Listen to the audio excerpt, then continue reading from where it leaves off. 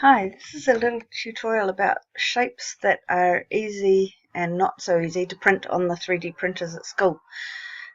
So firstly, I've got a little bunch of shapes here so I can show you the first thing because, sorry about my phone, the first thing I want to explain is actually the hardest to explain, and what that is the printer prints by laying down layer by layer.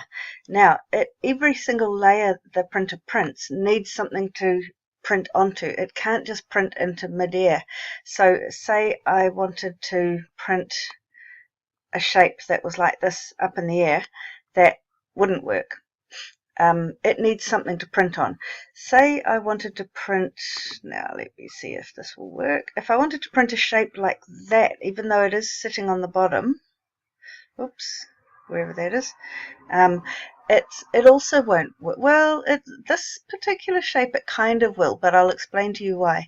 It won't work because firstly it hasn't got a flat enough base to stick to the glass to give it a good solid foundation to build on. But hang on, where's that thing? If I was to drop it down ever so slightly from the floor, and probably about that much, and chop the bottom off, and you do that in this program, you do that just by combining, I've just made that cube a hole, and I'll see if I can move it. Oh dear, it's hard to move when I'm side on like this. I won't do that now. But you just overlap the hole and the shape, and then when you group them, the hole will chop off, so that would chop off that bit that's under the floor there of the cone. And then I would be left with a flat bottom on the cone, which would stick to the glass. So this shape then would probably print. Now, what I mean by an overhang is, see how this is an angle coming outwards, whereas that orange one, that the sides go straight upwards. That one would print easy peasy, no worries. This one here, you have to be really careful with this angle here. If it was any shallower, just a second, then it might not print. I wonder if I can adjust. Oh, I can't really. I sort of can. Oh, okay, I can adjust this shape to show you. Okay, that shape probably wouldn't print because this amount of overhang is just slightly, actually that is only just doable. Any steeper than that and it just won't print. For example, what's a nice simple shape I can make really quickly to show you? Just a minute. Okay, so for no sensible reason, I've decided I needed to print this shape here, which is a small narrow stick on the bottom and a wide bit on the top. Now this won't print, and that is because this overhang is just way too flat. The printer will print fine up to here, but suddenly it has nothing to print onto.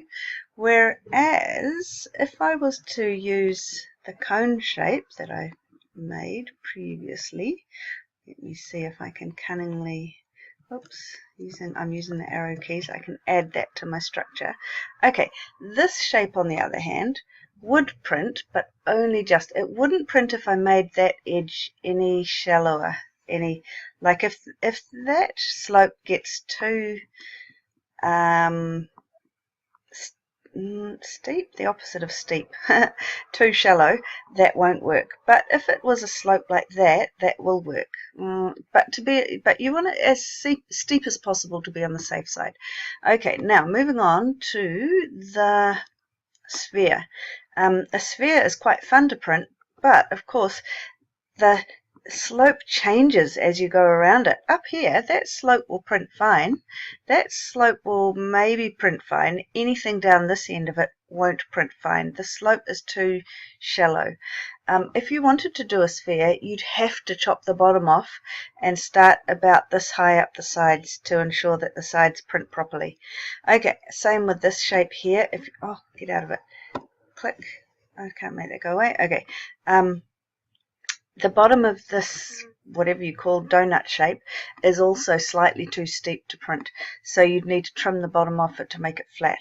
Now, what else have I got to show you? Oh, okay, so this is one I printed, and most of it worked fine. Like the bottom of the cube, notice I cunningly overlapped it a bit, so that the very bottom of this not cube, the sphere wasn't a problem.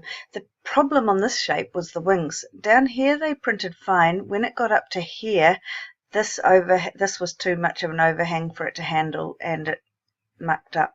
So to fix that, I would have needed to angle the wings somehow lower so that that was a steeper angle, but then I would have had a bit of a problem at the bottom. Actually, is this the one that I printed?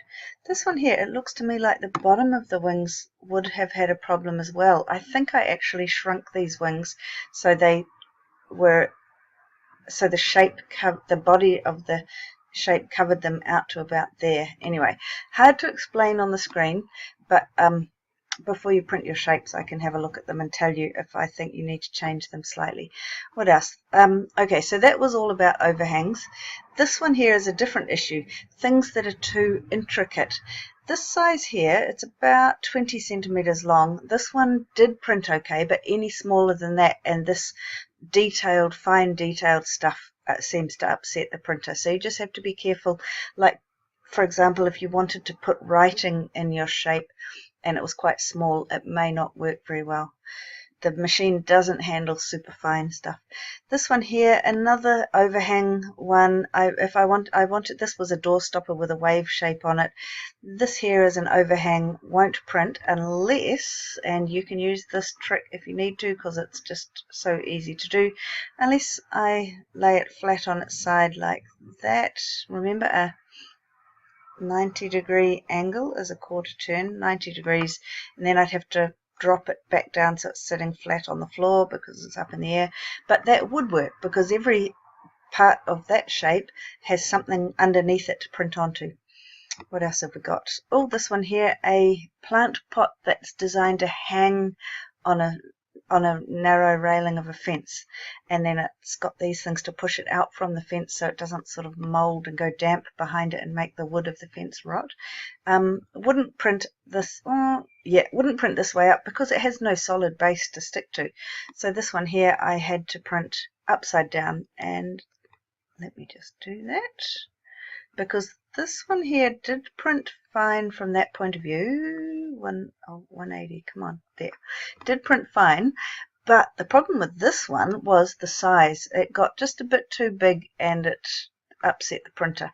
So as well as the overhang thing and the intricacy thing, you have to be careful of your size.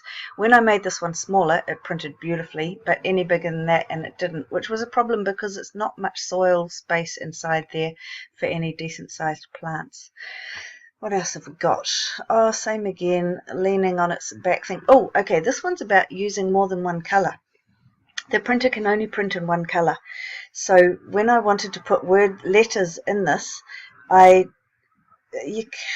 had to print them separately. So this I had to copy and paste these into a whole new document and then print them in a different color and then glue them in.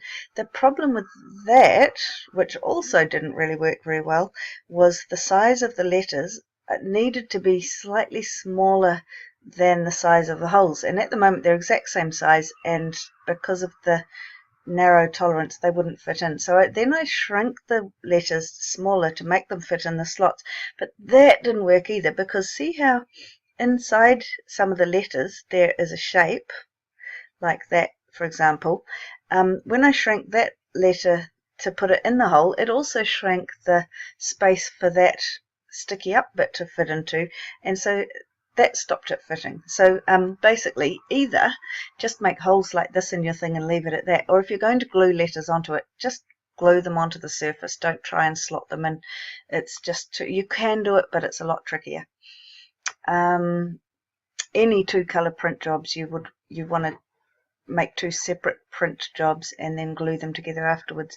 You can also slot things together nicely, like for example a container with a lid, but again, if you make the lid the exact same size, it's very likely not to fit. The machines aren't accurate enough that if things should fit that they will. You always have to leave like a bit of a millimeters gap to make it fit on, to make the lid fit on, or to make a shape slot into another shape. You have to make sure that there's a decent sized gap for it to go in. Then of course it's usually too loose and then it's a pain, but you can think about that when you design things, how best to manage it. What else have we got? Oh, this one was a really cool idea by a student for a phone holder with spaces for the cables. This one has overhangs, like for example, if you look inside that like that piece of the roof, this bit's hollow, that piece of the ceiling won't print because it's got nothing to print onto, but with this shape here you can lie it on its back and print it. For this part of the shape I printed it lying on its back. Unfortunately for the top of the shape, this part up here, when I lay that down on its side, I'll see if, I can't really, can't do it in the program. Oh, sort of. Okay, so imagine I just laid that down on its side like that. Then I have the overhang in here. So I actually had to print it in two parts and then glue it together at the end. That also solved the third problem, which is the size of it. This was way too big to print successfully, so in the end I had to print it in 3 separate sections to make them each one small enough. The other problem with this one is the walls are very thick, that wall there particularly, and that's a huge waste of plastic. If you've got walls inside your shape or on the outsides of your shape like that, make them much thinner. 1 millimeter works fine on our machine. You don't need anything this thick. What else have we got? Oh, okay, so this one ignore that one. I've copied it somewhere else. Oh, this one, people were making people shapes. I'm not sure what program they were using. It probably wasn't Tinkercad because they're very intricate shapes. Now, they have overhangs. For example, the chin of their person, the way they've got around the fact, because the chin kind of sticks out at a flat angle, horizontal, normally in a normal person, and that won't print. So the way they've got around it is having their head tilted back a bit so there's a nice shallow steep curve so that would print. The other way, now I think further down they've showed how they did some other tricks to make sure the chin would print. They've stuck some hair on it to support it. They've stuck a katana on it to support it. With the foot, the toe is an overhang. You can get away with a tiny overhang, like 1 or 2 millimeters the machine might print. Any more than that it won't. So that's how you can have letters indented, but they have to be quite shallow. Anyway, so this one here, that didn't print when it was fully flat, but they've slightly angled it, and they reckon the steeper the angle of the toe there, the more likely it was to print. And they've given, this is their example on this website, that arm won't print because it sticks out. They suggested you put some shapes into your shape that somehow support the arm if you want to have an arm sticking out. Or the other way is to print the whole person on the side. The problem with that is it hasn't got a very sturdy, stable, well, it's got none pretty much, surface at the bottom to stick to the glass. So that for us wouldn't work on our printer. And I think that's all that dude's got. Somewhere I made a little summary. Things that won't print: large overhangs, steep overhangs, intricate shapes, larger items. I'd say go for 10 centimeters and less for all of the dimensions of your shape: X, Y, and Z, horizontal, vertical, and depth. That other website I was looking at came up with this, just used this fancy way of describing snap and push fits. That's when things click together with tight tolerances, really hard to get them accurate enough to click together. Also, don't waste plastic, keep your walls thin and your size small, and try to print things that are useful. And I'm sure your brain is full by now. Enjoy your printing.